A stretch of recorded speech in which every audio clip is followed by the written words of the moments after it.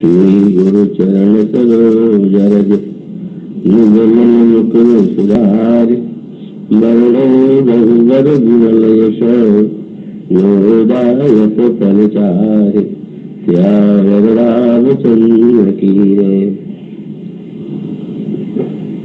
मति कीरत गति भूति बलाई जब जहि जतन जहाँ जहि पाई सो जानब सत्संग प्रभावो लोक हुए जन आन उपाओ। मंगल के शास्त्रिक महानुभावों, मस्तुमती देवियों,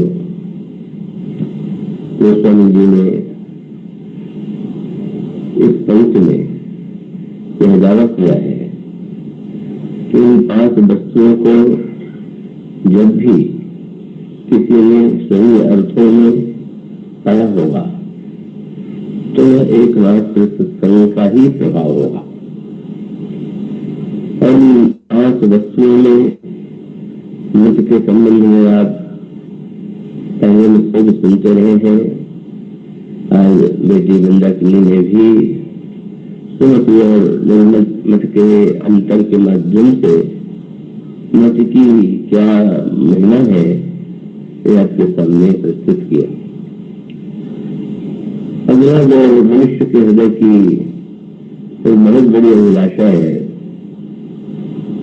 और वह अभिलाषा है लोकैषणा, कीर्ति की कामना, यश की इच्छा। सुतैषणा, वित्तैषणा और लोकैषणा, ये तीन इच्छाएं व्यक्ति के जीवन में स्वाभाविक रूप से दिखाई देती है।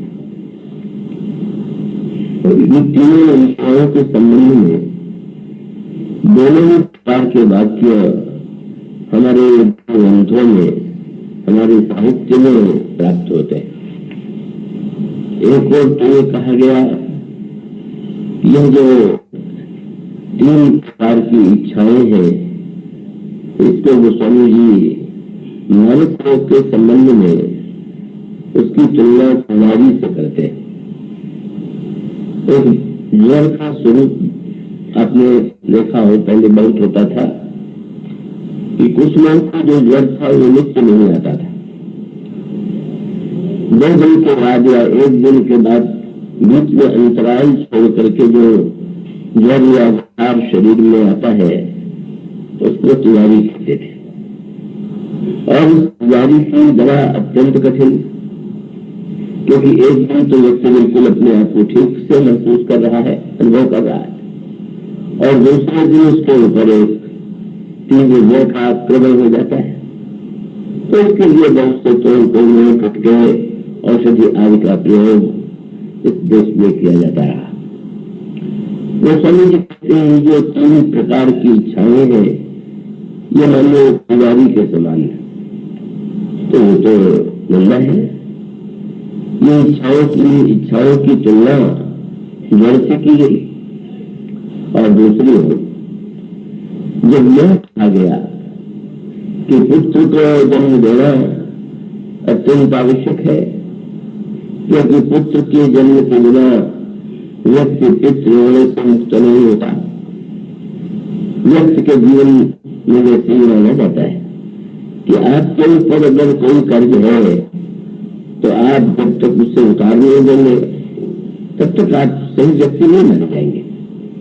तो ये कहा गया शास्त्रों में कि मनुष्य के जीवन पर भी 3 ऋण है, और वो 3 ऋण है पितृ ऋण, ऋण और ऋषि ऋण। और इन 3 ऋणों से व्यक्ति को मुक्त होने का प्रयास करना चाहिए। और ये अलग बात है, यह बताया गया है कि जब पुत्र का जन्म होता है तो मानो व्यक्ति पितृ ऋण से मुक्त हो जाता है।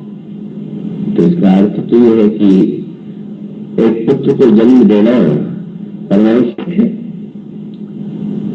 तो इस दृष्टि से पितृ ऋण की और संबंध में एक मुख्य बात शायद सब लोगों को ज्ञात न हो, तो श्राद्ध की जो विधि संपन्न होती है, किसी व्यक्ति की मृत्यु के बाद जब श्राद्ध किया जाता है तो उसमें एक अनोखी बात लिखी हुई कि श्राद्ध के समय सन्यासी को नहीं बुलाना चाहिए, और सन्यासी को देख करके पितर असंतुष्ट हो जाते हैं। तो विचित्र सी बात लगती, सन्यासी को तो हम बड़ा महत्व देते हैं, सर्वश्रेष्ठ आश्रम है, पर उसको देख करके पितर रुष्ट हो जाओ, इसका तात्पर्य क्या है? मानो पितर डरते हैं कि कहीं इसके हृदय में भी यदि संन्यास की इच्छा उत्पन्न हो गई तो भविष्य में हमें पिंडदान देने वाला कौन जन्म मिलेगा। इसलिए सन्यासी ना आए, एक सावधानी है।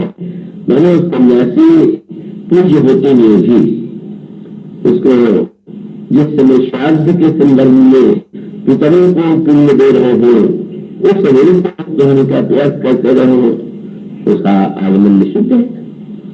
मुझे स्मरण आता है हमारे परम संत जमीन स्वामी श्री महाराज बड़े सिद्ध पुरुष, और भक्त तो बहुत बड़ी संख्या में उनके चरणों में लिख होते थे। एक विशेष भक्त के यहाँ हुआ और विवाह में निमंत्रण देने आए, तो निमंत्रण शिष्टाचार के रूप में भी दिया जाता है, लेकिन उनका आग्रह था कि आप यदि इस विवाहोत्सव में नहीं पधारेंगे तो हम नहीं कि मेरा ये जो कार्य है अधूरा रह गया। बड़े बड़े विनोदी भी थे, उसमें नहीं तो मुझे आने में आपत्ति नहीं है, पर मैं सोचता हूँ कि विवाह के समय तुम्हारा मुझे बुलाना और मेरा आना दोनों ठीक नहीं। क्यों महाराज तुम क्या सोचो, अब जब मैं पहुंच जाऊंगा तो तब तुम लोग मेरे चरणों में दंडवत करोगे, मेरे स्वागत में लग जाओगे, मेरा सम्मान होने लगेगा, और उसको देख करके दूल्हे के मन में अगर आया कि ये तो बढ़िया बात है, संन्यास लेने में इतना सम्मान मिलता है, और उसने संन्यास लेने का विचार किया तो तुम्हारा वो आयु समाप्त हो गया। और करीब मान लो उसके मन में इच्छा न हो तो हमारे साथ जो ब्रह्मचारी है वो विवाह का रंग राग देख करके सोचने लगे क्यों विवाह कर ले, तो उन बेचारों की निकाल है। इसलिए विवाह के समय दोनों का न मिलना ही ठीक है। बात का तात्पर्य है कि हर स्थिति का धर्म अलग अलग है, और वो शक्ति की लक्षणता ये है कि वो प्रत्येक वस्तु को, सिद्धांत को एक विशेष अवसर पर महत्व देता है। इसका अर्थ है कि मनुष्य के जीवन में पुत्र की इच्छा होनी चाहिए, पितृ से मुक्त होने के लिए। और जब व्यक्ति अध्ययन करता है, ज्ञान प्राप्त करता है, तो मानो वो ऋषि रोग से मुक्त होता है, और जब वो यज्ञ आदि के द्वारा देवताओं को संतुष्ट करता है तो देवरोग से मुक्त होता है। तो एक बार तो ये कह सकते हैं कि यदि मनुष्य के पास धन नहीं होगा तो यज्ञ कैसे करेगा। अगर उसके पश्चात उसके जीवन में अध्ययन अध्यापन के लिए, दक्षिणा के लिए बुद्धि और धन अपेक्षित न हो तो उस व्यक्ति के जीवन में विजय का ज्ञान कैसे प्राप्त होगा। और इसका अर्थ ये है कि दूसरी दृष्टि से देखें तो तीनों की आवश्यकता है। और तब एक बहुत सुंदर संकेत दो स्वामी जी ने हनुमान जी के चरित्र में ही परिभाषा करता हूं कि आप उसे एकाग्रता से सुनेंगे। श्री हनुमान जी महाराज जो लंका की ओर जा रहे थे और देवताओं ने विचार किया कि हनुमान जी की परीक्षा ली जाए कि लंका अकेले जा रहे हैं, और अकेले जाकर के उस नगरी में जहां पर इतने सशस्त्र भगवान राक्षस ठहरी हो, और जहां नाना प्रकार के प्रलोभन हो, जहां संसार की सर्वश्रेष्ठ सुंदरियां हो और चारों ओर का दृष्टि जो है अत्यंत आकर्षक हो, क्या यह हनुमान के लिए संभव होगा कि हम बाधाओं को पार करें और जनक नंदिनी तक, सीता जी तक प्रभु का संदेश पहुंचाए। और तब परीक्षा के लिए उन्होंने किसका चुनाव किया, बड़ा अनोखा संकेत है, उसका नाम था तुलसा।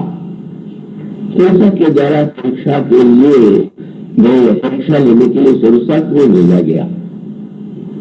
सुरसा कौन है? उसका परिचय देते हुए कहा गया, सुरसा नाम अहिन के माता, सुरसा सर्पों की माता है। और दूसरी ओर सुरसा ने हनुमान जी ने कहा, हनुमान जी से कहा कि मुझे देवताओं में भेजा है। इसके तात्पर्य पर केवल शाब्दिक नहीं, आध्यात्मिक अर्थ के दृष्टि से विचार करें। सुरसा वह है जो देवताओं के द्वारा भेजी जाती है, लेकिन सर्पों को जन्म देने वाली। क्या तात्पर्य? सुरसा कौन है? ये जो तीर्थ की कामना है, लोकैषण है, यही सुरसा। और उसको देवता पूछते हैं। इसका अर्थ क्या हुआ कि सात्विक भावना जब उदय होगी तभी तो आपको श्रेष्ठ कार्य करने की इच्छा होगी। तो मैंने देवत्व के द्वारा यह जो लोकैषणा है वह संचालित है। पर सर्पों की माता माने यह लोकैषणा यद्यपि सात्विक भावना से प्रेरित होती है तब अनेक दुर्गुणों को जन्म देती है। एक विचित्र विरोधाभास जो है सुरसा में।